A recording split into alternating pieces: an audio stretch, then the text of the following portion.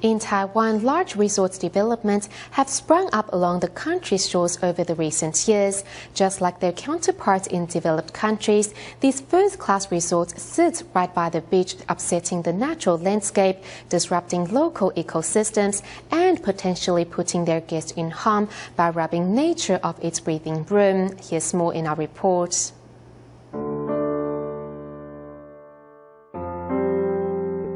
This used to be a small fishing village. It used to be immaculate. I was born and raised here. We share a deep bond with the sea.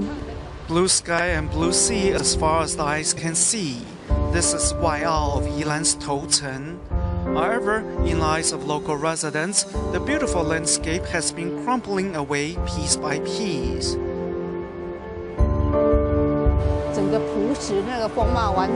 That's a colossal monstrosity.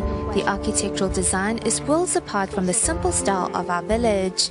The monstrosity which Wei describes is a private estate featuring Arabian motifs. Next to the main structure is another building featuring ancient Chinese designs. To make matters worse, the 1.7-hectare plot of beach next to Wei's old home is slated to become a new resort. In the place of sandy beaches is now man-made embankments.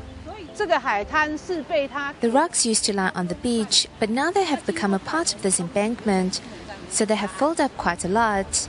Perhaps it took some 100 years to form this coastline, but thanks to man, it now looks like this. Some things are gone forever once they are lost. Not only has overdevelopment ruined the natural landscape, more importantly, such developments are potentially disasters waiting to happen. Placing these resorts right on the front line next to the sea is actually putting them right in harm's way. Perhaps as we carried out national spatial planning, we need to think about creating a buffer zone along the shorelines as a measure for disaster prevention. By moving people out of the way, we are giving nature breathing room to do its work. If the Coastal Act can be passed quickly, there will be clearer regulations as to how land along Taiwan shorelines can be developed. But must we resort to large developments to enjoy the ocean's bounty?